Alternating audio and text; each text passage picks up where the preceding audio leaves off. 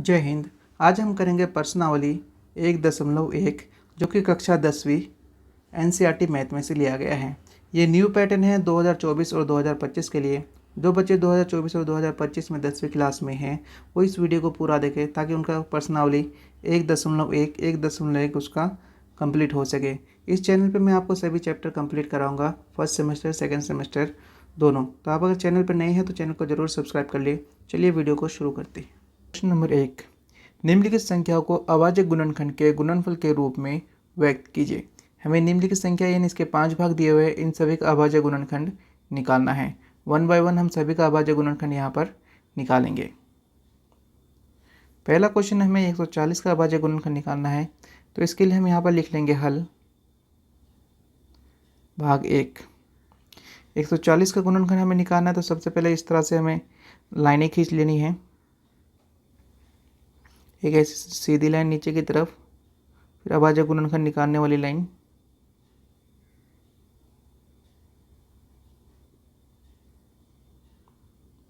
एक 140 को हमें यहाँ पर लिख देना है 140। अब ये कौन सी अभाज्य संख्या से भाग होती है, हमें उससे उसको भाग देना है। तो सबसे पहले छोटी अभाज्य संख्या 2 होती है, तो इसको हम 2 से भाग देंगे। 2 से ये भाग चला जाएगा क्योंकि इकाई अंक जो है यहाँ पर 0 है, तो ये 2 से भाग चला जाएगा। 2 सत्ते हो जाएगा 14, 0 का 0 यहाँ पर ऐसे उतर जाएगा। एक बार और ये 2 से भाग जाएगा क्योंकि इकाई अंक यहाँ पर जो है 0 है, तो 2 से भाग देंगे। 2 तिया 6, एक हासिल चला जाएगा, तो 2 पंजे हो जाएगा यहाँ पर 10। क्या ये 3 से भाग जाएगा? 3 से भाग देंगे, 3 एकम 3, फिर 3 एकम 3, शेष 2 रह जाएगा, यानी कि ये 3 से भाग नहीं जाएगा, तो इसे हम यहाँ पर 5 से भाग देंगे। 5 सत्ते हो जाएगा यहाँ पर 35। अब 7 जो है एक खुद में ही अभाज्य संख्या है, तो ये 7 से ही भाग जाएगा, तो इसे हम 7 से ही भाग देंगे। 7 एकम हो जाएगा यहाँ पर 7। इस प्रकार से हमारा 140 का अभाज्य गुणनखंड होगा यहाँ पर 2, 2, 5, 7। इसे जो हम यहाँ पर इस तरह से लिख लेंगे 2 गुना में 2 गुना में 5 गुना में 7। यहाँ पर एक बात और आपको ध्यान देना है, जिसका भी जोड़ा बने या एक से अधिक संख्या बार बार आए तो उसे हम इस तरह से लिख सकते हैं। जैसे कि ये 2 का जोड़ा बन रहा है, पर यहाँ पे भी 2 गुना में 2 है, तो इसे हम इस प्रकार से लिखेंगे 2 की पावर 2 गुना में 5 गुना में 7। ठीक है, ये हो गया 140 का यहाँ पर अभाज्य गुणनखंड। यही हमारा यहाँ पर हो जाएगा उत्तर। बस इतना ही आपको यहाँ पर नोट करना है। इसका भाग 2 यानी कि 156 का हमें यहाँ पर अभाज्य गुणनखंड निकालना है। तो सबसे पहले हम लिख लेंगे यहाँ पर हल लिखने के बाद लिखेंगे भाग 2। इसी तरह से जैसे बनाए हैं इस तरह से उधर भी हम यहाँ पर बना लेंगे।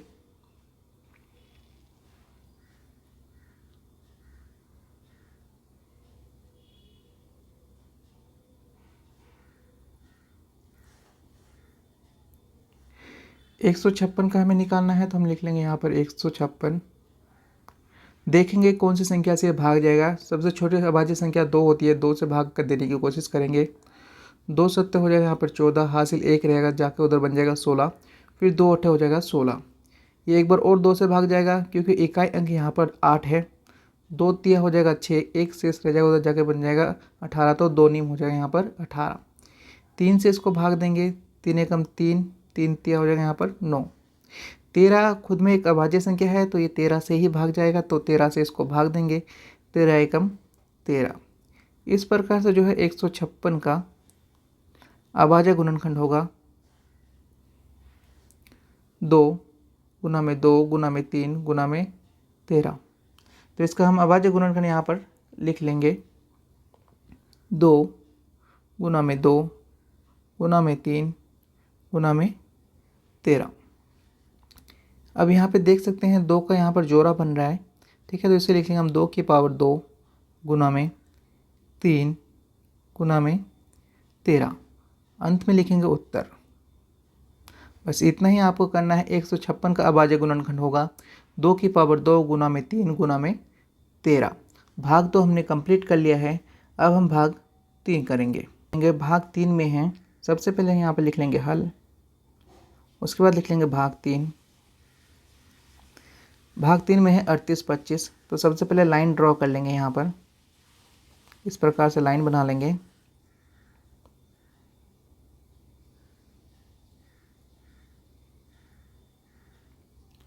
अड़तीस 25 का हमें अभाज्य गुणनखंड निकालना है। ऊपर लिख लेंगे 38 25। यहाँ पे देख लेंगे कौन सी संख्या से यहाँ पर ये भाग जाएगा। अब क्योंकि इकाई अंक जो है यहाँ पर सम संख्या नहीं है, तो ये 2 से भाग नहीं जाएगा। तो क्या ये 3 से भाग जाएगा? 3 से भाग जाने के लिए एक ट्रिक है, जिससे आपको पता चल जाएगा कि ये पूरी संख्या 3 से भाग जाएगा कि नहीं जाएगा। इस संख्याओं को बस आपको आपस में जोड़ लेना है। जैसे कि यहाँ पे आप जोड़ सकते हैं, 3 और 8 हो जाएंगे यहाँ पे 11, 11 और 2 हो जाएंगे 13, 13 और 5 हो जाएंगे 18। तो यहाँ पे अगर ये 18 बन गया है, 18 को 3 से आपको भाग दे के देखना है। तो 18 अगर 3 से कट जा रहा है, जैसे हम देख रहे हैं कि यहाँ पर 3 से कट जा रहा है, 6 पे बराबर कट जा रहा है, इसका मतलब ये पूरी संख्या जो है यहाँ पर 3 से कट जाएगा। तो इस पूरी संख्या को यहाँ पे हम 3 से काटेंगे। तो हम इसको 3 से भाग देते हैं। 3 एकम 3, 3 दूनी 6, शेष 2 रहेगा, जाके बन जाएगा 22, 3 सत्ते 21, शेष 1 बचेगा, जाके बन जाएगा यहाँ पर 15। तो 3 पंजे हो जाएगा 15। क्या एक बार और 3 से भाग जाएगा? तो ये एक बार और 3 से भाग जाएगा। 3 से इसको भाग देंगे, क्योंकि हमें जोड़ के देख लिया है। 1 और 2 3, 3 और 7 10, 10 और 5 15, 15 जो है 3 से भाग चला जाता है। इसका मतलब ये पूरी संख्या जो है यहाँ पर 3 से भाग चला जाएगा। तो 3 चौक हो जाएगा यहाँ पर 12, 3 दूनी 6, एक शेष बचेगा, तो 3 पंजे हो जाएगा यहाँ पर 15। अब इकाई अंक यहाँ पर 5 है, क्या अब भी ये 3 से भाग जाएगा? तो जोड़ लेंगे यहाँ पर 4 और 2 6, 6 और 5 11 है। 11 को जो हम 3 से भाग नहीं दे सकते, इसका मतलब ये हुआ कि इस पूरी संख्या को हम 3 से भाग नहीं दे सकते हैं। तो इसे हम 5 से भाग देंगे, क्योंकि इकाई अंक यहाँ पर 5 है। अगर इकाई अंक 0 और 5 हो तो हम उसको 5 से भाग दे सकते हैं। तो अब यहाँ पर इसको हम 5 से भाग देंगे। तो 5 छठे हो जाएगा 40, शेष 2 उधर जाकर हो जाएगा 25। तो 5 5 हो जाएगा यहाँ पर 25। एक बार और ये 5 से भाग जाएगा, तो इसको हम 5 से भाग देंगे। 5 एकम 5, 3 शेष बचेगा, जाके उधर हो जाएगा 35, 5 7 हो जाएगा 35। 17 खुद में एक अभाज्य संख्या है, तो ये 17 से ही भाग जाएगा। तो 17 से इसको भाग देंगे, 17 एकम 17। इस प्रकार से जो है 38 25 का अभाज्य गुणनखंड होगा 3 गुना में 3 गुना में 5 गुना में 5 गुना में 17। अभी मैंने आपको बताया जिसका जोड़ा बने उसको एक बार उसके पावर में उसको लिख सकते हैं। 3 का जोड़ा बन रहा है तो 3 की पावर 2 कर देंगे, गुना में 5 का जोड़ा बन रहा है, 5 की पावर 2 कर देंगे, गुना में कर देंगे 17। 38 25 का ये हो जाएगा अभाज्य गुणनखंड। अंत में आप लिख देंगे उत्तर। बस ये आपका हो गया यहाँ पर कंप्लीट भाग 3। अब हम करेंगे भाग 4। भाग 4 में हमें 5005 का अभाज्य गुणनखंड निकालना है। सबसे पहले हम लिख लेंगे यहाँ पर हल भाग 4। उसके बाद यहाँ पर लाइन ड्रॉ कर लेंगे।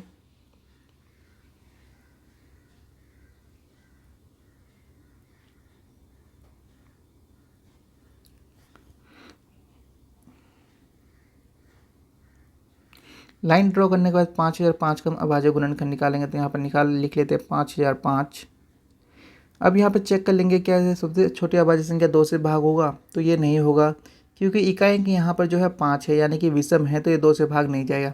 क्या ये 3 से भाग जाएगा? तो दोनों को जोड़ लेंगे, 5 और 5 10 होता है, 10 जो है 3 से भाग नहीं जाता है। इसका मतलब ये हुआ कि ये पूरी संख्या 3 से भाग यहाँ पर नहीं जाएगा। अब हम इसे 5 से भाग देंगे, क्योंकि ये 5 से भाग चला जाएगा। इकाई अंक यहाँ पर 5 है, तो यहाँ पर हम 5 से इसको भाग देंगे। 5 एकम 5, 2 शून्य बीच में है तो लिख लेंगे 0 0, फिर लास्ट में 5 है तो लिख लेंगे 5 एकम 5। अब ये 5 से भी भाग नहीं जाएगा, क्योंकि इकाई अंक यहाँ पर 1 है। अगर 5 से भाग देने के लिए यहाँ पे हमें 0 और 5 चाहिए, तो इसे हम 7 से भाग देंगे। 7 एकम 7 हो जाएगा, 3 हासिल बचेगा, जाके उधर हो जाएगा 30, 7 चौक हो जाएगा 28, फिर 2 हासिल बचेगा, उधर जाकर बन जाएगा 21, 7 हो जाएगा यहाँ पर 21। अगली संख्या 11 है, इसको 11 से भाग देंगे। 11 एकम 11 हो जाएगा, 3 बचेगा, जाके 33 हो जाएगा, तो वो हो जाएगा 11 तिया 33। 13 एक अभाज्य संख्या है, तो इसको हम 13 से भाग देंगे। 13 एकम हो जाएगा यहाँ पर 13। इस प्रकार से जो है 5005 का अभाज्य गुणनखंड होगा यहाँ पर 5 गुना में 7 गुना में 11 गुना में 13। ठीक है, तो इसको हम यहाँ से लिख लेंगे। 5 गुना में 7 गुना में 11 गुना में 13। अब यहाँ पर किसी का भी जोड़ा नहीं बन रहा है, तो यही हमारा क्या हो जाएगा ऊपर यहाँ पर उत्तर, इसी को हम उत्तर लिख लेंगे। यही हमारा यहाँ पे आंसर हो जाएगा। भाग 4 कंप्लीट हो गया। अब हम करेंगे यहाँ पर भाग 5। अब हम करेंगे यहाँ पे भाग 5। 7429 का हमें यहाँ पर अभाज्य गुणनखंड निकालना है। तो इस तरफ हम लिख लेंगे यहाँ पर सबसे पहले हल, फिर लिखेंगे भाग 5। 7429 का हमें अभाज्य गुणनखंड निकालना है, तो इसके लिए हमें लाइन खींच लेनी है।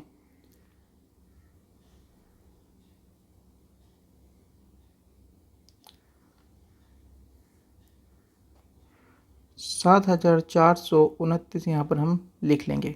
अब ये किस संख्या से भाग जाएगा, इसे जो है हमें हर एक संख्या से भाग देके देखना पड़ेगा, क्योंकि एक बड़ा मुश्किल सा क्वेश्चन है। इसे मैंने 2 से भाग दे के देखा, 3 से भाग दे के देखा, 4 से भाग दे के देखा, यहाँ तक कि 13 से भी भाग दे के देखा। किसी भी संख्या से ये नहीं कट रहा है, अंत में जाके ये 17 से कट रहा है। तो इसे मैं डायरेक्टली जो है यहाँ पर 17 से काट रहा हूँ, आप भाग दे के देख लेना। तो 17 से इसको हम भाग देंगे, तो 17 एकम 17, 17 चौक हो जाएगा यहाँ पर 68। हासिल शेष 6 रहेगा, 6 को ले जाके हो जाएगा ये 62। फिर 17 से इसको भाग देंगे, 17 एकम 17, 17 17 51, यानी 17 51 रहेगा, हासिल रहेगा 11, यानी 119 हो जाएगा। फिर 17 7 हो जाएगा 119। अब ये अगली संख्या ये जो भाग जाएगा, अब ये 19 से भाग जाएगा, तो इसको हम 19 से भाग देंगे। 19 दूनी हो जाएगा 38, 19 दूनी 38, हासिल बचेगा 5, 5 उधर 7 है तो हो जाएगा 57, 19 तिया हो जाएगा 57। फिर ये 23 से भाग जाएगा, इसको हम 23 से भाग देंगे, 23 एकम 23। इस तरह से इसके अभाज्य गुणनखंड आप लिख सकते हैं। 7429 का अभाज्य गुणनखंड यहाँ पर होगा 17 गुना में 19 गुना में 23। तो यहाँ पर हम लिख लेंगे 17 गुना में 19 गुना में 23। कोई भी संख्या 2 बार नहीं आया है, तो यही हमारा क्या हो जाएगा यहाँ पर उत्तर हो जाएगा। अब इधर वाले नंबर्स आपको यहाँ जो है नहीं लिखना है, ये मैंने आपको सिर्फ समझाने के लिए जो है बताया था। ठीक है, तो इस तरह से हमारा प्रश्न नंबर 1 जो यहाँ पर कंप्लीट हो गया, और इसके 5 भाग भी कंप्लीट हो गए। अब हम प्रश्न नंबर 2 करेंगे। प्रश्न नंबर 2 अब यहाँ पर हम करेंगे। प्रश्न नंबर 2, इसमें क्या कह रहा है, पूर्णांकों के निम्नलिखित युग्म के एचसीएफ और एलसीएम ज्ञात कीजिए तथा इसकी जांच कीजिए कि दो संख्याओं का गुणनफल बराबर एचसीएफ गुना में एलसीएम है या नहीं है। ठीक है, तो अभाज्य गुणनखंड हमने निकालना सीखा है। अभाज्य गुणनखंड की सहायता से हम यहाँ पर एचसीएफ और एलसीएम निकालेंगे, फिर जांच करेंगे कि इन दो संख्या जो दी हुई है हमें, इन दोनों का गुणनफल बराबर एचसीएफ गुना में एलसीएम है कि नहीं है। तो सबसे पहले हमारा पहला प्रश्न है यहाँ पर 26 और 91 का हमें एचसीएफ एलसीएम निकालना है और जांच करना है। तो सबसे पहले यहाँ लिख लेंगे हम हल। भाग 1, 26 का और 91 का अभाज्य गुणनखंड निकालेंगे। तो सबसे पहले 26 का अभाज्य गुणनखंड निकाल लेते हैं। 26 जो है 2 से भाग जाएगा, क्योंकि इकाई अंक यहाँ पर 6 है, तो इसको 2 से भाग देंगे। 2 एकम 2, 2 तिया 6। 13 खुद में एक अभाज्य संख्या है, तो 13 से ही भाग जाएगा, तो 13 एकम हो जाएगा यहाँ पर 13। 91 का अभाज्य गुणनखंड निकालेंगे हम यहाँ पर। 91 जो है यहाँ पर 7 से भाग जाएगा, तो उसको हम डायरेक्टली 7 से भाग देंगे। 7 एकम 7, हासिल 2 बचेगा, उधर जाके हो जाएगा 21, तो 7 तिया हो जाएगा यहाँ पर 21। अब ये 13 अभाज्य संख्या है, तो इसको हम 13 से ही भाग देंगे। 13 एकम हो जाएगा 13। इसके अभाज्य गुणनखंड सबसे पहले लिख लेंगे। 26 के अभाज्य गुणनखंड होगा यहाँ पर 2 गुना में 13। 91 के अभाज्य गुणनखंड है 7 गुना में 13। जब हमें एलसीएम एचसीएफ निकालना हो, तो ये एक शेष बचा है, इसको भी हम यहाँ पर लिख लेते हैं ताकि हमें एचसीएफ निकालने में आसानी हो। तो यहाँ पर भी हम इसको लिख लेंगे। अब सबसे पहले हम एचसीएफ निकाल लेते हैं। एचसीएफ 26 91 का बराबर। एचसीएफ वो होता है जो दोनों संख्याओं में कॉमन हमें मिले। दोनों संख्याओं का अभाज्य गुणनखंड जो भी है, अगर वो कॉमन है तो वही इसका एचसीएफ होगा। जैसे 26 में देख सकते हैं यहाँ पर 2 है, लेकिन 91 के गुणनखंड में 2 कहीं पे भी नहीं है, तो इसको हम छोड़ देंगे। फिर देखते हैं कि यहाँ पर 13 है और 91 के गुणनखंड में भी यहाँ पर 13 है, तो 13 को हम यहाँ पर ले लेंगे। इसी प्रकार से 26 के गुणनखंड में 1 है और 91 के गुणनखंड में भी 1 है, तो इसको भी हम यहाँ पर ले लेंगे। 13 को 1 से गुना करेंगे तो कितना हो जाएगा, यहाँ पर 13 हो जाएगा। तो HCF बराबर कितना हो गया, यहाँ पर 13 हो गया। HCF हमने निकाल लिया है, अब निकालना है हमें LCM। लिख लेंगे LCM 26 91 बराबर।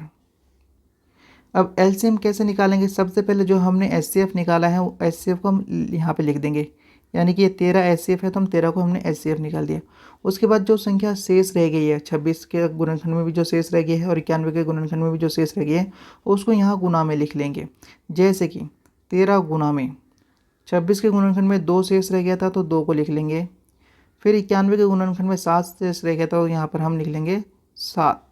इन तीनों संख्या को यहाँ पर हम जल्दी जल्दी जो है गुना कर लेंगे।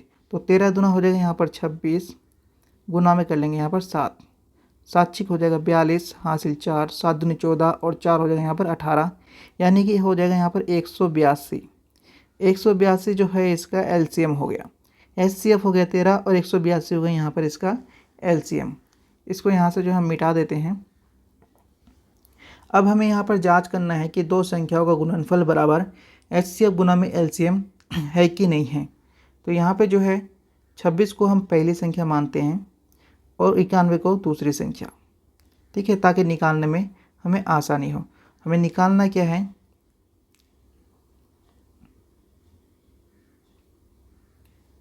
दो संख्याओं को गुणनफल, पहली संख्या गुना में दूसरी संख्या बराबर HCF गुना में LCM।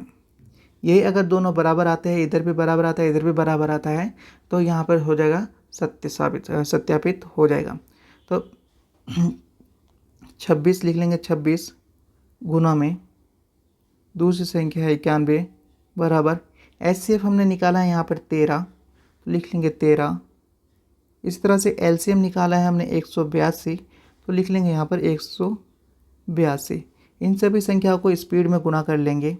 26 गुना में कर लेंगे 91, 1 6 6 2 का 2 रहेगा, 6 9 54 का 4 हासिल रहेगा यहाँ पर 5, 9 दिन 18 5 हो जाएगा यहाँ पर 23।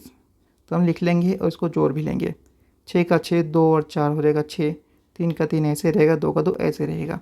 यानी 26 और 91 को गुना करने पर हमें मिला है 23 66।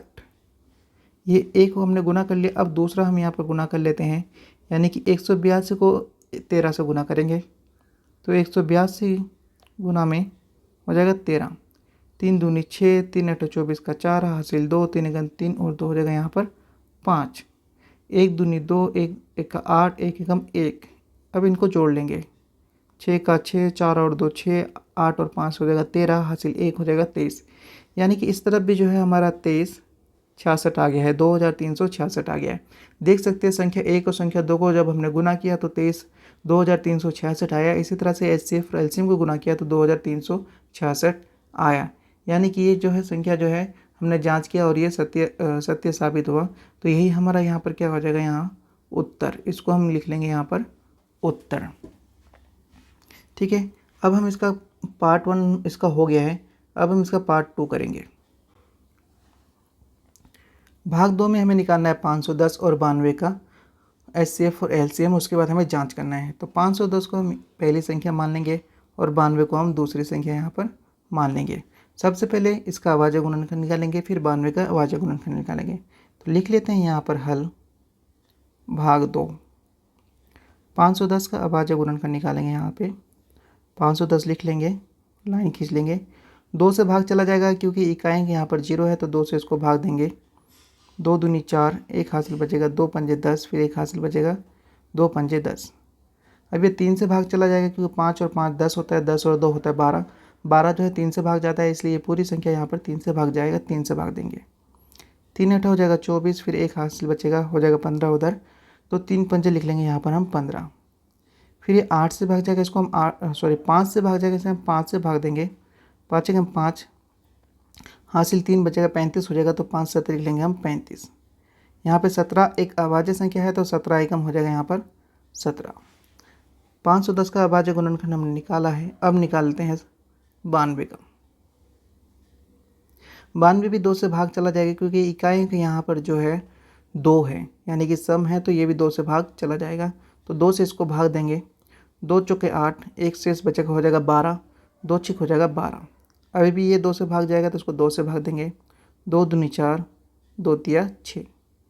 23 एक अभाज्य संख्या है तो ये सिर्फ 23 से ही भाग जाएगा, तो लिख लेंगे 23 से कम 23।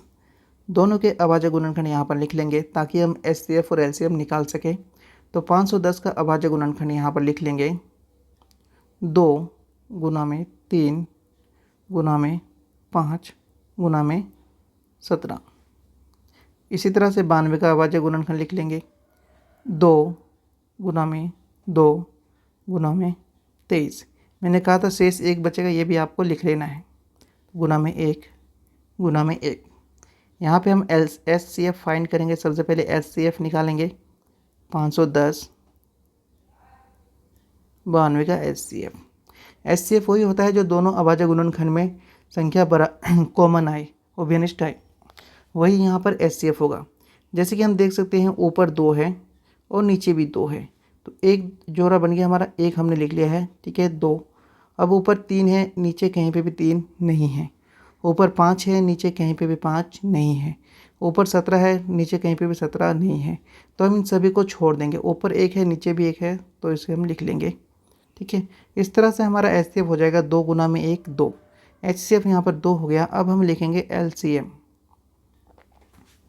ठीक है। तो यहाँ पर एलसीएम लिख लेंगे 510 92। एक जोड़ा बन गया था तो हम एक बार इसको लिख लेंगे, उसके बाद जो भी संख्या शेष बच गई थी उन सभी को हम यहाँ पर लिख लेंगे। जैसे 510 के गुणनखंड में बचा था 3 गुना में 5 गुना में 17, तो लिख लेंगे हम 3 गुना में 5 गुना में 17। यहाँ पर एक नहीं लिखेंगे क्योंकि एक को गुना करेंगे तो एक ही रहेगा।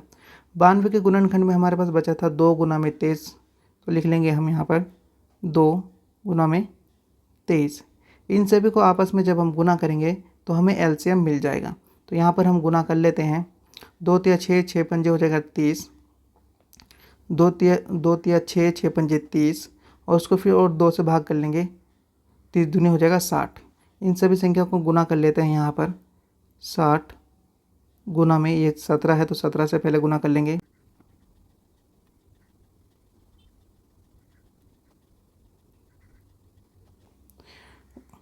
तो इसका एलसीएम यहाँ पर हो जाएगा 23,460, ठीक है। अब हम जांच करेंगे कि पहली संख्या गुना में दूसरी संख्या बराबर एचसीएफ गुना में एलसीएम है कि नहीं है। इसके लिए इसको यहाँ से हम जो है मिटा देते हैं। इस तरफ हम जांच करेंगे, पहली संख्या गुना में दूसरी संख्या बराबर एचसीएफ गुना में एलसीएम। पहली संख्या 510 है तो लिख लेंगे 510 गुना में दूसरी संख्या 92 तो 92। एचसीएफ हमने 2 निकाला है और एलसीएम हमारे पास आया है 23,460, लिख लेंगे 23,460। 510 पहली संख्या को दूसरी संख्या से गुना करेंगे। सबसे पहले 510 को गुना करेंगे यहाँ पर 92 से, जल्दी जल्दी करेंगे। 2 0 का 0 2 1 2 2 5 10, 9 0 का 0 9 1 9 5 मुझे यहाँ पर 45 जोड़ लेंगे। 0 का 0 2 का 2 9 का 9 1 और 5 का 6 और 4 का 4, यानी 46,920 आया है, तो लिख लेंगे हम 46,920 बराबर। अब दूसरी यहाँ पर एचसीएफ एलसीएम को गुना करना है तो लिख लेंगे हम यहाँ पर 23,460 गुना में 2, यानी कि इसका डबल करेंगे। 0 का 0 6 12 का 2 हासिल 1 4 दूनी 8 हो जाएगा यहाँ पर 9 3 दूनी हो जाएगा 6 और 2 दूनी हो जाएगा यहाँ पर 4, यानी कि इस तरफ भी आप देख सकते हैं 46,920 आया है। यानी पहली संख्या और दूसरी संख्या को गुना करने पर हमें 46,920 मिला। इसी प्रकार से एचसीएफ और एलसीएम को गुना करने पर भी हमें 46,920 मिला। इस तरह से इसका जांच हो चुका है, तो यही हमारे यहाँ पर हो जाएगा उत्तर। जब बराबर आ जाए तो समझ लो आपका उत्तर यहाँ पर सही आ चुका है। इस तरह से हमने यहाँ पर भाग 2 कंप्लीट किया। अब हम करेंगे भाग 3।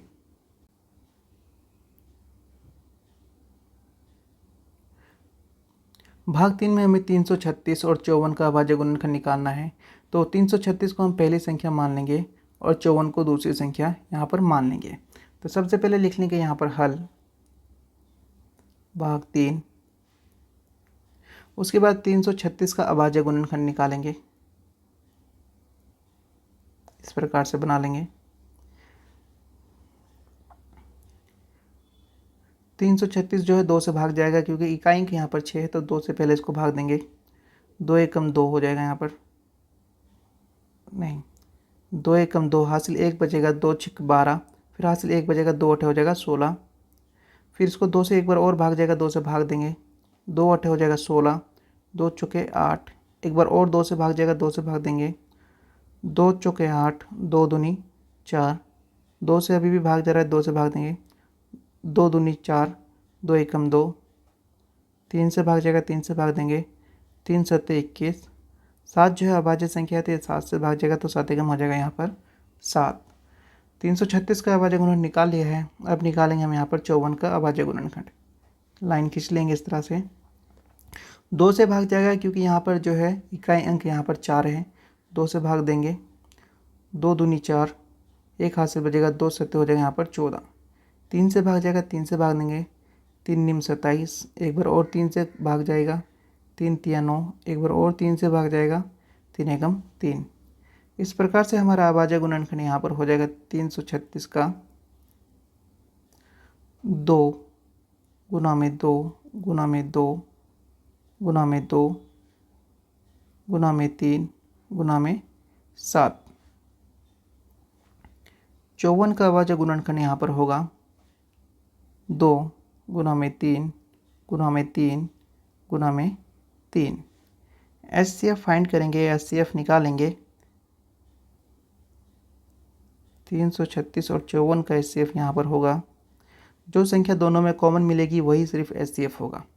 ऊपर 2 है, नीचे भी 2 है, 2 लिख लेंगे गुना में। अब ऊपर 3 है, नीचे भी 3 है, तो 3 भी लिख लेंगे गुना में। ऊपर 7 है, नीचे 7 नहीं है, तो यानी कि जो है यहाँ पर हमारा अभाज्य गुणनखंड हो जाएगा, सॉरी HCF हो गया यहाँ पर 2 गुना में 3, यानी 3 दूनी हो जाए यहाँ पर 6। 6 इसका यहाँ पर HCF हो गया है। LCM हम इस तरफ निकाल लेते हैं। LCM बराबर होगा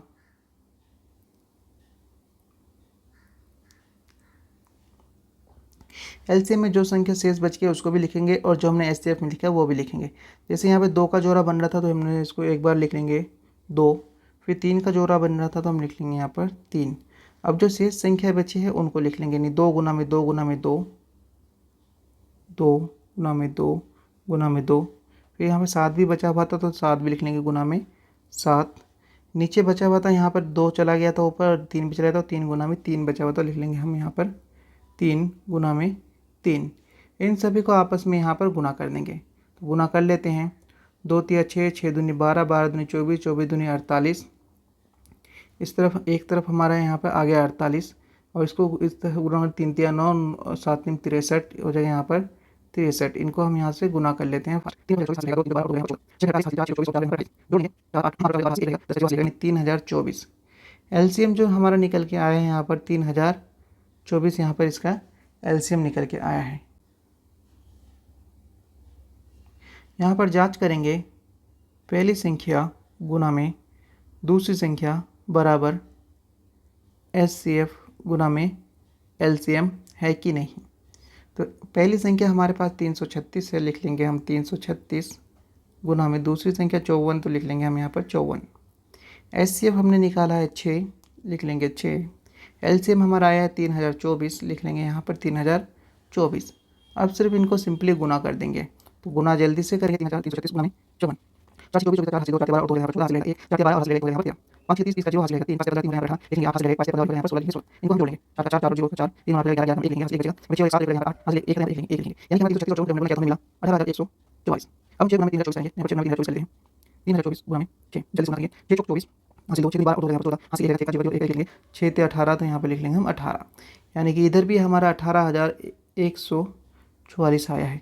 देख सकते हैं पहली संख्या दूसरी संख्या को गुना किया तो 18144 आया। उसी तरह से HCF और LCM को गुना किया तो 18144 आया, यानी कि दोनों तरफ बराबर आया, तो यही हमारा यहाँ पर क्या हो जाएगा, उत्तर हो जाएगा। और कुछ भी लिखने की आपको यहाँ पर ज़रूरत नहीं, और ये गुना का काम आपको रफ साइड में करना है।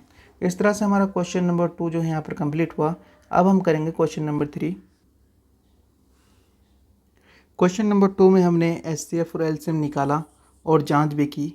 यहाँ पे हमें सिर्फ HCF और LCM ही निकालना है, ठीक है। क्वेश्चन नंबर 3 में हमें HCF LCM निकालना है। पहले क्वेश्चन को पढ़ लेते हैं। अभाज्य गुणनखंड विधि द्वारा निम्नलिखित पूर्णांकों के HCF और LCM ज्ञात कीजिए। अभी तक हमने अभाज्य गुणनखंड भी निकालना सीख लिया है और HCF LCM निकालना भी सीख लिया है। तो बहुत ही सिंपल सा ये क्वेश्चन है और बहुत आराम से ये निकल जाएगा। तो इसके 3 भाग है, तीनों भाग को 1 बाय 1 करते हैं। सबसे पहला भाग है 12, 15 और 21 का हमें HCF और LCM निकालना है। तो सबसे पहले इनका अभाज्य गुणनखंड करेंगे। लिख लेंगे यहाँ पर हल भाग 1। 12 का अभाज्य गुणनखंड करेंगे। 2 से कट जाएगा क्योंकि लास्ट में सम संख्या है, अभी तक आपको आ गया होगा। 2 से काट देंगे, 2 छिक 12, फिर 2 से कटेगा, 2 तिया 6, फिर 3 से भाग जाएगा तो 3 एकम हो जाएगा यहाँ पर 3। 15 का अभाज्य गुणनखंड यहाँ पर निकाल लेंगे। 3 से भाग जाएगा, 3 से भाग देंगे, 3 पंजे हो जाएगा यहाँ पर 15, फिर 5 से भाग जाएगा, 5 से भाग देंगे, 5 एकम हो जाएगा यहाँ पर 5। फिर 21 का अभाज्य गुणनखंड निकालना है तो 21 का अभाज्य गुणनखंड निकाल लेंगे। 3 से ये भी चला जाएगा, 3 के पारे में 21 आता है तो लिख लेंगे हम 3 सत्ते 21। 7 एक अभाज्य संख्या है तो हो जाएगा ये 7 एकम 7। अब तीनों का अभाज्य गुणनखंड हमें लिख लेना है क्योंकि बोला गया है यहाँ पर अभाज्य गुणनखंड विधि द्वारा। तो तीनों का अभाज्य गुणनखंड लिख लेंगे। 12 के अभाज्य गुणनखंड यहाँ पर होंगे 2 गुना में 2 गुना में 3। इसी तरह 15 के अभाज्य गुणनखंड यहाँ पर होंगे 3 गुना में 5। देखिए यहाँ पे शेष एक बचा है, इन एक को भी यहाँ पर हम लिख लेंगे, ठीक है, ताकि HCF निकालने में कोई तकलीफ ना हो क्योंकि किसी संख्या का HCF 1 भी होता है। तो यहाँ पर लिख लेंगे हम 21 का जो गुणनखंड है 3 गुना में 7। HCF निकालना है तो HCF लिख लेंगे यहाँ पर HCF 12, 15, 21 बराबर। HCF निकालना है। HCF वही होता है जो तीनों गुणनखंडों में कोई संख्या कॉमन हो, वही HCF होगा। जैसे 12 के गुणनखंड में 2 है लेकिन 15 के गुणनखंड में 2 कहीं पर भी नहीं है। 21 के गुणनखंड में भी 2 नहीं है तो 2 तो नहीं होगा, तो इस 2 को भी छोड़ देंगे, इस 2 को भी छोड़ देंगे। अब देखते हैं यहाँ पर कि 3 है। 15 के गुणनखंड में भी 3 है, 21 के गुणनखंड में 3 है, तो इसको 3 को हम यहाँ पर लिख लेंगे, गुना में कर लेंगे। अब यहाँ पे जो है यहाँ पर 1 था तो 1 लिख लेंगे, 1 यहाँ पे भी है, 1 यहाँ पे भी है और 1 यहाँ पर भी है तो लिख लेंगे 1। तो HCF यहाँ पर हो जाएगा 3 गुना में 1 यानी कि 3। LCM हमें ज्ञात करना है। LCM 12, 15, 21। इसका हमें LCM निकालना है तो जो संख्या कॉमन है उसको तो हम एक बार लिख लेंगे, यानी कि जो हमने HCF लिखा था उसको हम एक बार लिख लेंगे। उसके बाद जो संख्या शेष रह गई है उसको लिख लेंगे। जैसे कि 2 गुना में 2 रह गया था, यहाँ पर 2 गुना में 2 लिख लेंगे, यहाँ पर 2 गुना में 2। फिर नीचे क्या रह गया था, 5 रह गया था, लिख लेंगे हम यहाँ पर गुना में 5। उसके बाद नीचे 21 के गुणनखंड में क्या रह गया था, 7 रह गया था, तो लिख लेंगे हम यहाँ पर 7। इन सभी को जब हम गुना करेंगे तो हमारा LCM यहाँ पर आ जाएगा। तो गुना कर लेते हैं, 3 दूनी 6, 6 दूनी 12, 12 पंजे 60, 12 पंजे 60 हुआ। 60 को जो है हम 7 से गुना करेंगे तो 7 छिक हो जाएगा यहाँ पर 42 यानी कि 420। तो LCM यहाँ पर हो जाएगा 420। हमने HCF भी निकाल लिया, HCF 3 आया, और LCM भी निकाल लिया, LCM आया 420। यहाँ पे हम लिख देंगे अंत में उत्तर। यहाँ पर हमारा ये क्वेश्चन जो है कंप्लीट हुआ और भाग 1 भी यहाँ पर कंप्लीट हुआ। अब हम करेंगे भाग 2। भाग 2 में हमें निकालना है 17, 23 और 29 का LCM और HCF। तो लिख लेंगे सिंपली यहाँ पर हल भाग 2। 17 का अभाज्य गुणनखंड करेंगे। सबसे पहले 17 पहले ही एक अभाज्य संख्या है तो ये 17 से ही भाग जाएगा तो लिख लेंगे हम 17 एकम 17। फिर 23 का अभाज्य गुणनखंड करेंगे। 23 भी एक अभाज्य संख्या है तो 23 भी 23 से ही भाग जाएगा तो 23 से इसको भाग देंगे, 23 एकम 23। इसी तरह से 29 का अभाज्य गुणनखंड लिखेंगे। 29 भी एक अभाज्य संख्या है तो ये 29 से ही भाग जाएगा तो लिख लेंगे 29 एकम 29। तीनों का अभाज्य गुणनखंड लिख लेंगे। 17 का अभाज्य गुणनखंड होगा 17, ये 1 है तो गुना में कर लेंगे यहाँ पर 1। 23 का अभाज्य गुणनखंड होगा 23, एक शेष बचा है लिख लेंगे हम 1। फिर 29 का अभाज्य गुणनखंड यहाँ पर होगा 29, शेष 1 बचा है लिख लेंगे यहाँ पर 1। अब हमें यहाँ पर HCF निकालना है। सबसे पहले हम HCF निकालेंगे। HCF बराबर 17, 23, 29। HCF बराबर हो जाएगा यहाँ पर तीनों में जो संख्या हमें कॉमन मिले वही होगा यहाँ पर HCF। तो 17 के गुणनखंड में 17 है, लेकिन 23 के गुणनखंड में 17 नहीं है और 29 के गुणनखंड में 17 नहीं है, तो 17 को हम छोड़ देंगे। देख सकते हैं 17 के गुणनखंड में 1 है, 23 के गुणनखंड में भी 1 आ गया, 29 के गुणनखंड में 1 आ गया, तो यहाँ पर हम लिख लेंगे 1। यानी इतनी बड़ी संख्या का HCF जो है यहाँ पर सिर्फ 1 आया है। ठीक है, तो इसलिए मैं कह रहा था कि 1 भी आपको लिखना जरूरी है, क्योंकि कुछ संख्याओं के अभाज्य गुणन जो संख्या अभाज्य होती है उनका HCF 1 ही होता है। अब हम यहाँ पर निकालेंगे LCM।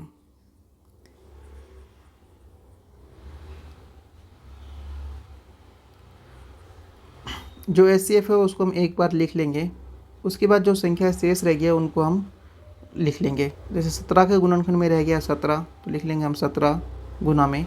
23 के गुणनखंड में 23 बचा है तो लिख लेंगे हम 23। 29 के गुणनखंड में बचा है 29, तो लिख लेंगे हम यहाँ पर 29। सभी को आपस में जो है गुना कर लेंगे।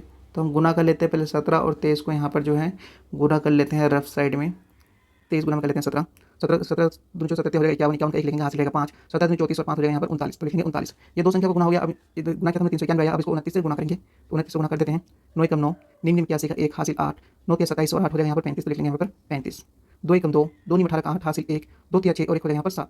इनको सिंपली जोड़ लेंगे, 9 का 9, 1 और 2 हो जाएगा यहाँ पर 3, 5 और 3 हो जाएगा यहाँ पर 8 और 5 हो जाएगा 13, 13 का लिखेंगे 3, हासिल रहेगा 1, 7 और 3 10 और 1 हो जाएगा 11, यानी कि 11,339 यहाँ पर इसका LCM हो गया। HCF निकालने के लिए बोला था, HCF हमारा 1 आया है। LCM निकालने के लिए बोला था, LCM है 11,339। बस इतना ही निकालना था। इसके बाद आपको यहाँ पर सिंपली लिख देना है उत्तर। यही हमारा पास जो है क्वेश्चन यहाँ पे कंप्लीट होता है। और ये वाला रफ काम जो मैंने आपको बताया है ये आपको रफ साइड में करना है, बीच में बिल्कुल भी नहीं करना है। पार्ट 2 हमारा यहाँ पर हो गया कंप्लीट। अब हम करेंगे पार्ट 3। पार्ट 3 में हमें निकालना है 8, 9 और 25 का HCF और LCM। तो सबसे पहले लिख लेंगे यहाँ पर हल भाग 3। ठीक है, 8 का सबसे पहले अभाज्य गुणनखंड निकालेंगे। 2 से भाग जाएगा क्योंकि सम संख्या है, तो 2 से भाग देंगे, 2 चौके 8, फिर 2 से भाग जाएगा, 2 से भाग देंगे, 2 दूनी 4, फिर 2 से भाग जाएगा, 2 से भाग देंगे, 2 एकम 2। अब 9 का अभाज्य गुणनखंड निकालेंगे। यहाँ पर 3 से भाग जाएगा, 3 से भाग देंगे, 3 तिया 9, फिर 3 से भाग जाएगा, 3 से भाग देंगे, 3 एकम 3। 25 का अभाज्य गुणनखंड कर लेंगे। 5 से भाग जाएगा तो 5 से भाग देंगे, 5 5 25, फिर 5 से भाग जाएगा तो 5 से भाग देंगे, 5 एकम 5। तीनों के अभाज्य गुणनखंड यहाँ पर हम लिख लेंगे। 8 का अभाज्य गुणनखंड होगा 2 गुना में 2 गुना में 2। एक शेष बचा है तो एक भी हम यहाँ पर लिखेंगे। इस तरह से 9 का अभाज्य गुणनखंड होगा 3 गुना में 3 गुना में 1। 25 का अभाज्य गुणनखंड यहाँ पर होगा 5 गुना में 5 गुना में 1। HCF लिख लेंगे हम यहाँ पर।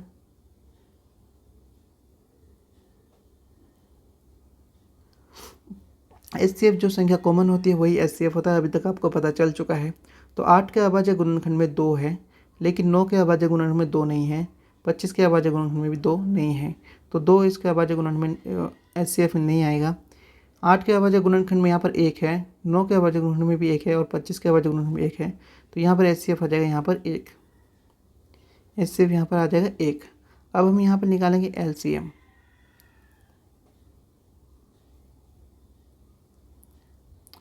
जो 1 है सबसे पहले तो वो 1 लिख देना है क्योंकि 1 सब में कॉमन है।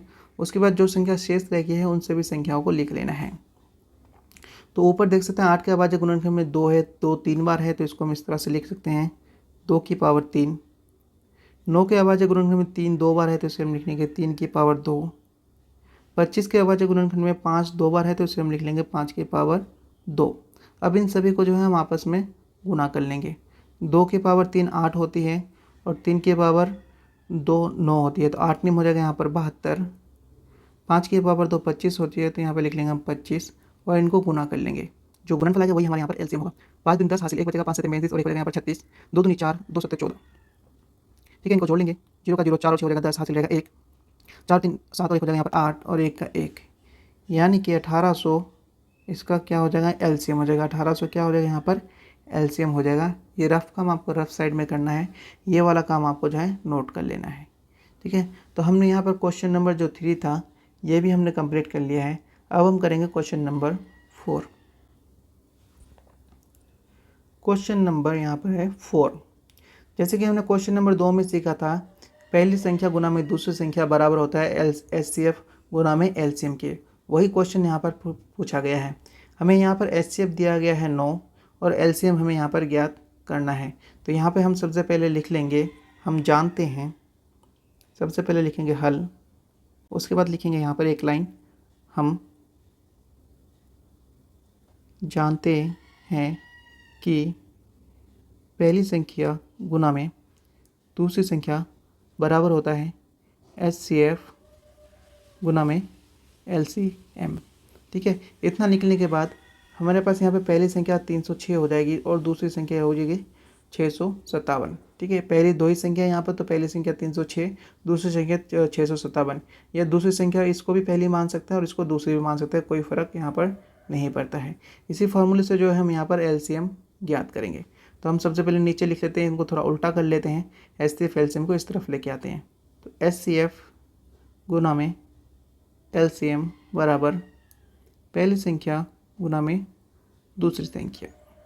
एचसीएफ हमें दिया हुआ है यहाँ पर 9, एलसीएम हमें निकालना है। पहली संख्या दी हुई है यहाँ पर 306, तो लिख लेंगे हम 306 गुना में दूसरी संख्या 657, तो लिख लेंगे यहाँ पर हम 657। ठीक है, तो एलसीएम बराबर अब हो जाएगा यहाँ पर 306 है तो 306 ऐसे ही रहेगा, फिर 657 है तो 657 को भी ऐसे रहेगा। 9 यहाँ देख सकते हैं गुना में है, तो इस तरफ आके यहाँ पर भाग में हो जाएगा। इस तरफ जाने के बाद संख्या पलट जाती है, तो 9 इधर गुना में है, इधर जाके भाग में हो जाएगा।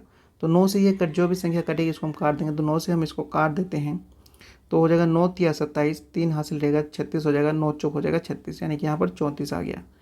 एलसीएम बराबर हो जाएगा अब 34 गुना में 657। रफली इस साइड में हम इसको क्या कर लेंगे, गुना कर लेंगे। 657 गुना में 34, 4 से 2 हो जाएगा 28 हासिल रहेगा, 2 4 5 20 और 2 हो जाएगा यहाँ पर 22, फिर हासिल रहेगा 2 4 6 24 और 2 हो जाएगा यहाँ पर 28 26। ठीक है, ये 26 है, तो मिटा देता हूँ इसको। 4 6 24 और 2 हो जाएगा यहाँ पर 26, 3 से 2 हो जाएगा 21, हासिल रहेगा 2, 3 5 15 और 2 हो जाएगा 17, 17 का 7 लिखेंगे हासिल, फिर 1 बचेगा, 3 6 हो जाएगा 18 और 1 हो जाएगा यहाँ पर 19, तो लिख लेंगे 19। अब इनको जोड़ लेंगे, 8 8 ऐसे आएगा, 2 1 हो जाएगा यहाँ पर 3, 6 और 7 हो जाएगा 13 का 3 हासिल रहेगा 1, 9 2 11 1 हो जाएगा 12 12 लिखेंगे 2 हासिल रहेगा 1, 1 और 1 हो जाएगा यहाँ पर 2, यानी कि 22,338 जो है यहाँ पर हो जाएगा एलसीएम। एचसीएफ हमें गिवन था, एलसीएम हमें निकालना था। फॉर्मूला हमें पहले ही क्वेश्चन नंबर 2 में हमने सीख लिया था, पहली संख्या गुना में दूसरी संख्या बराबर एचसीएफ गुना में एलसीएम होता है। उसी फॉर्मूले को हमने यहाँ पर पुट किया और हमने एलसीएम यहाँ पर निकाल लिया। ये वाला काम आपको रफ साइड में करना है, यही हो जाएगा इसका उत्तर। यहाँ पर आपको अंत में उत्तर लिख देना है। तो क्वेश्चन नंबर 4 जो है यहाँ पर हमारा कंप्लीट हो चुका है। अब हम करेंगे क्वेश्चन नंबर 5। करेंगे क्वेश्चन नंबर यहाँ पर हम 5। क्वेश्चन नंबर 5 में क्या कह रहा है, जांच कीजिए कि क्या किसी प्राकृतिक संख्या n के लिए संख्या 6n अंक 0 पर समाप्त हो सकता है।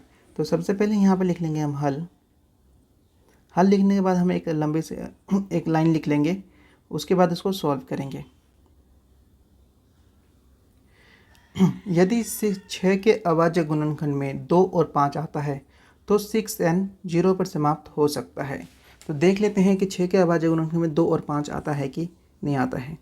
6 का अभाज्य गुणनखंड लिखेंगे तो इस तरफ हम 6 के अभाज्य गुणनखंड निकाल लेते हैं।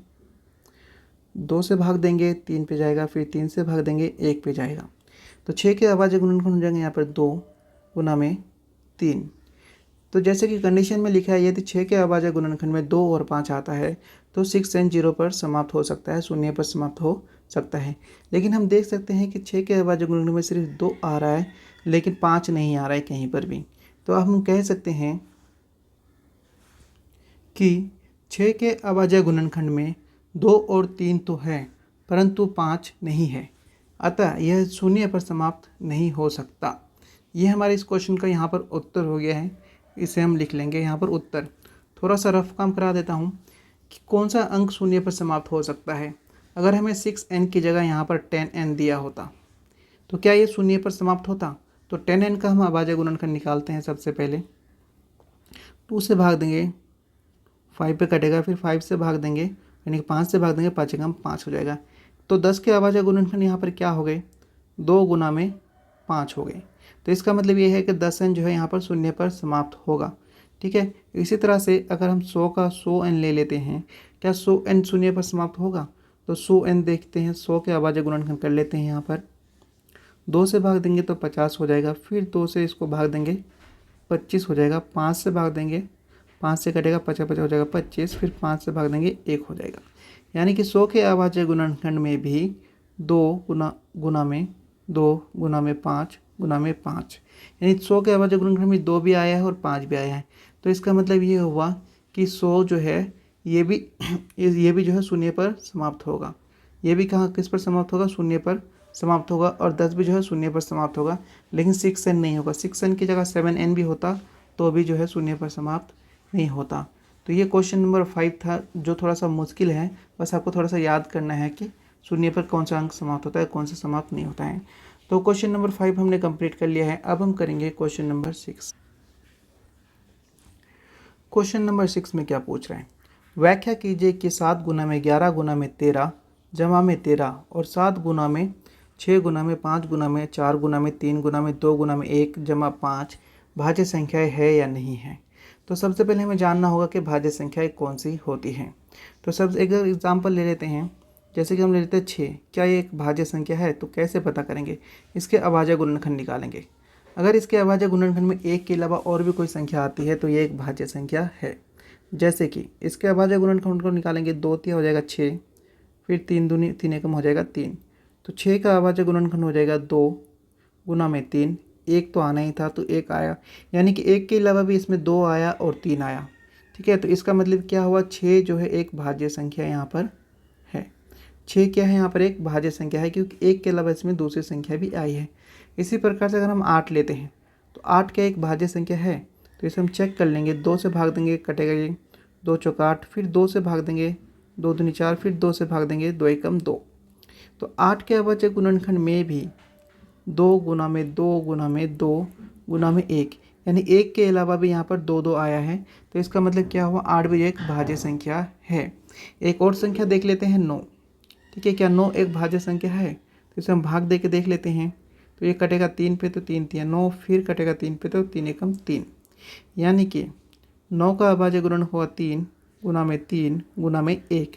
ये एक शेष वाला लिखा तो गुना में 1, इसका मतलब हुआ 1 के अलावा भी इसमें 3 आया है, तो ये भी क्या है? एक भाज्य संख्या है। इतना आपको पता चल गया यहाँ पर कि भाज्य संख्याएं कौन सी होती है। इसके बाद हमें यहाँ पर जो संख्या दी हुई है इसको हम जांच करेंगे कि क्या ये भाज्य संख्या है या नहीं है। इस वाली संख्या को हम मान लेंगे यहाँ पर x, और इस वाली संख्या को मान लेंगे हम y। x y देख के आपको घबराना नहीं है, बहुत ही सिंपल है। तो x बराबर हो यहाँ पर हो जाएगा 7 गुना में 11 गुना में 13 जमा में 13। इसी तरह से y बराबर हो जाएगा यहाँ पर 7 गुना में 6 गुना में 5 गुना में 4 गुना में 3 गुना में 2 गुना में 1 और जमा में यहाँ पर हो जाएगा 5। सबसे पहले हम इसको सॉल्व करेंगे। जो संख्या कॉमन है उसको बाहर निकाल लेंगे। देख सकते हैं यहाँ पर 13 और 13 दो बार आया, तो 13 को यहाँ पर लिख लेंगे बाहर।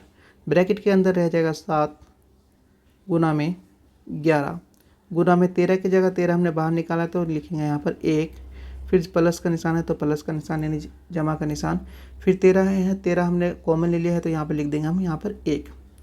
इसको सॉल्व करेंगे, 13 ऐसे का ऐसे ही रहेगा, अंदर इसको सॉल्व नहीं। 7 को 11 से मल्टीप्लाई करेंगे, 11 से तो हो जाएगा 77, 77 गुना में 1 77 रहेगा, प्लस में 1 यानी कि हो जाएगा यहाँ पर कितना? 78। इसको हम इस तरह से लिख सकते हैं 13 गुना में 78। अब 78 क्या है? यहाँ पर 1 तो नहीं है, अगर यहाँ पे 1 आता तो ये क्या होता था? अभाज्य संख्या हो जाता, लेकिन यहाँ पे 1 की जगह क्या आया है? 78 आया है। तो इसका मतलब क्या हुआ? ये एक भाज्य संख्या है। x क्या है? x एक भाज्य संख्या है।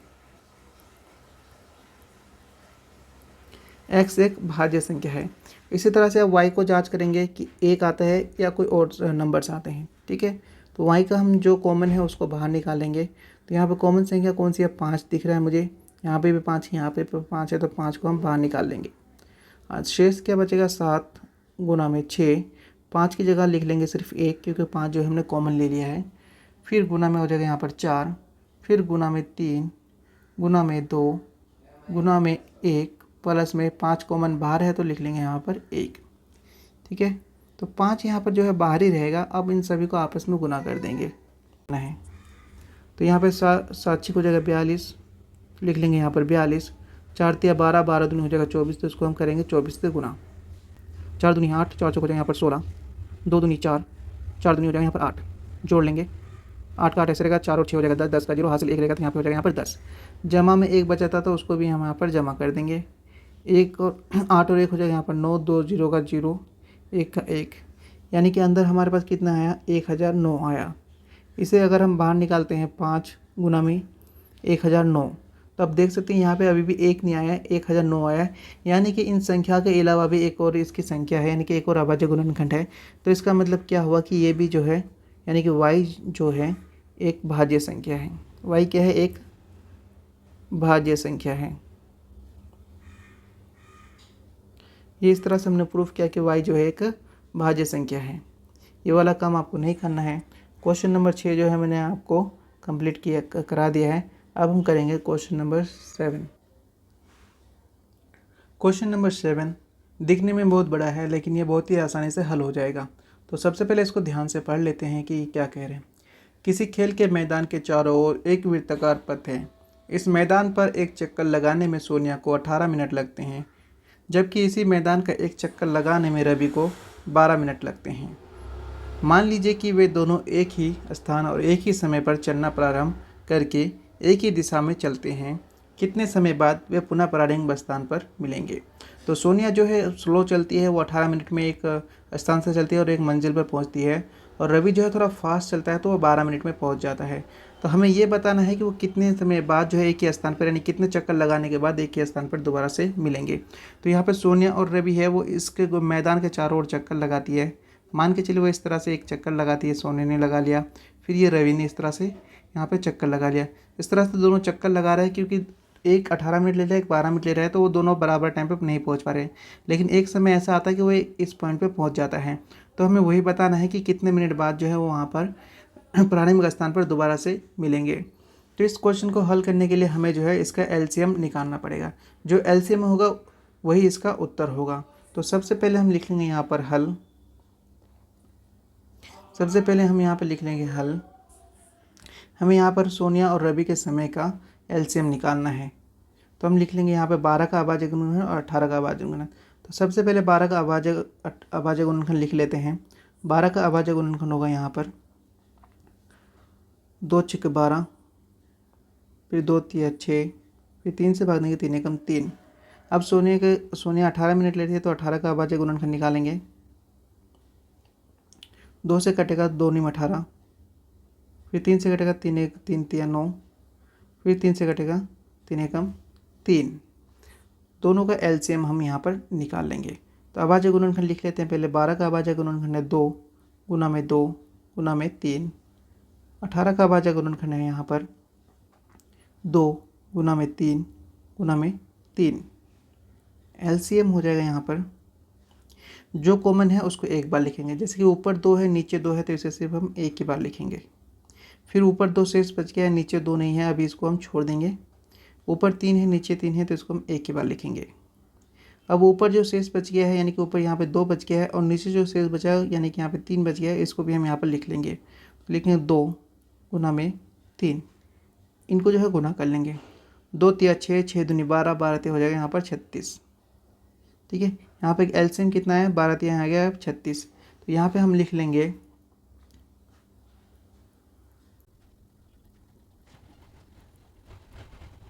तो हम यहाँ पे लिख लेंगे सोनिया और रवि 36 मिनट बाद पुनः प्रारंभिक स्थान पर मिलेंगे। यही हमारे यहाँ पर उत्तर हो जाएगा। बस उत्तर लिख के आंसर को ख़त्म करेंगे। सिर्फ करना क्या था, इसमें आपको एलसीएम निकालना था। दोनों का जो हमने एलसीएम निकाला वही इसका उत्तर हो गया।